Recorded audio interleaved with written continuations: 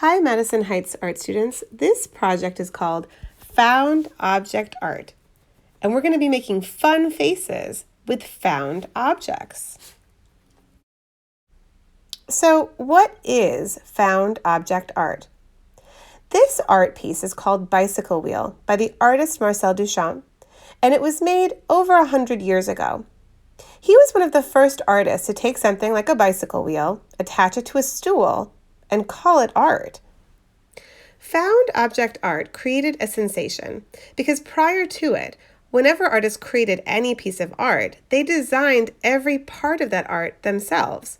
So for example, this sculpture by Pablo Picasso, he created it and designed the entire thing, rather than adding other parts that someone else might have created to it and calling it art.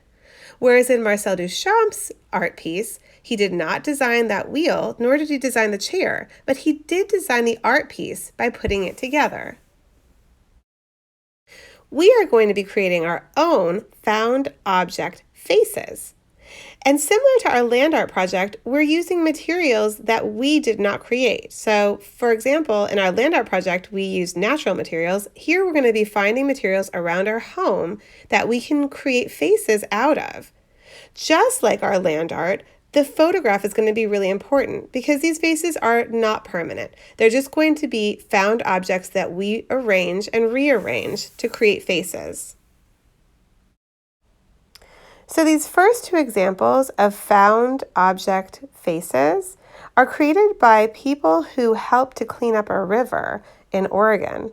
And they find this junk in the river and then arrange them into different types of art, in this case faces. On the left-hand side, they made a duck. Around the eyes, they used hair bands. That white spot is actually a fingernail.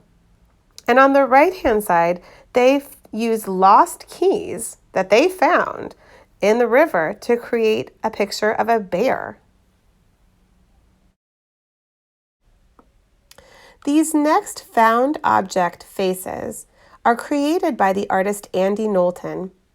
He creates faces and sometimes dolls out of trash that he finds. I wonder, what do you think he used to create the eyes on these faces?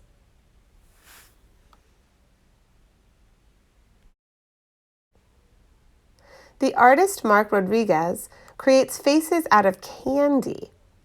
Here's a sugar skull and a monster face.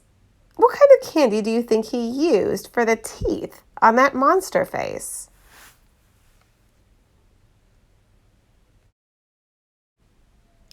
So these next two examples are artists who are using some type of fiber or fabric to create a face.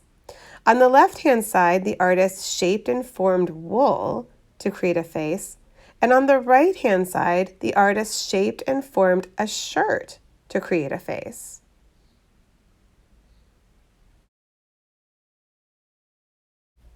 So the first step of our project is to figure out the background that you want to build your face on. So you might want to build your face on a plate. You might want to start with a blanket. You might want to work on a table or on the floor. You might want to have a background of a piece of paper. So figure that out first.